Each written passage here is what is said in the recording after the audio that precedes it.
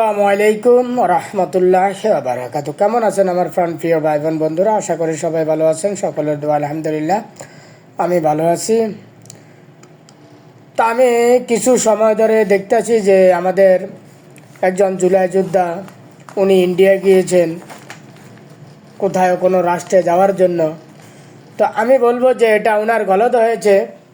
উনি কেন ইন্ডিয়া হয়ে কোথায় যেতে চেয়েছেন? বাংলাদেশে তো ইউরোপের ভিসার অ্যাম্বাসাডার খোলা হয়েছে, ইউরোপের ভিসা প্রসেসিং করা হয়েছে। উনি ভারত কেন গিয়েছেন? এটা হলো ওনার গলত। আর উনি জুলাই যোদ্ধা হলে উনি দেশ ছাড়বেন কেন? এখনও আন্দোলন এবং যুদ্ধ বাকি রয়ে গিয়েছে। যুদ্ধ শেষ না করে, দেশকে নতুন করে না সাজিয়ে উনি কোথায় পালিয়ে যাবেন, কোথায় যাবেন? উনি যখন জুলাই যোদ্ধা হয়েছেন তাহলে ওনাকে যুদ্ধ শেষ করে যেতে হবে। তো আমি সেই ভাইকে বলবো, সকলের উপর থেকে আপনার উপর দোয়া রইল এবং 18 কোটি মানুষের পক্ষ থেকে দোয়া কামনা করছি আপনার জন্য। আপনি দেশ ছেড়ে যাবেন না, যুদ্ধ কিন্তু শেষ হয়নি, যুদ্ধ হবে শুরু।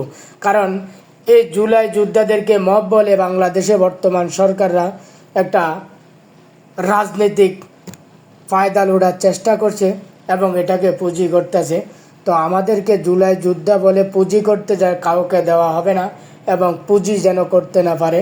তাই আপনাদেরকে জুলাই যোদ্ধা হিসাবে বাংলাদেশে থাকতে হবে এবং যুদ্ধ শেষ করে সব কিছু করতে হবে, দেশকে নতুন করে সাজাতে হবে। ধন্যবাদ, সবাই ভালো থাকবেন, সুস্থ থাকবেন। আল্লাহ হাফেজ।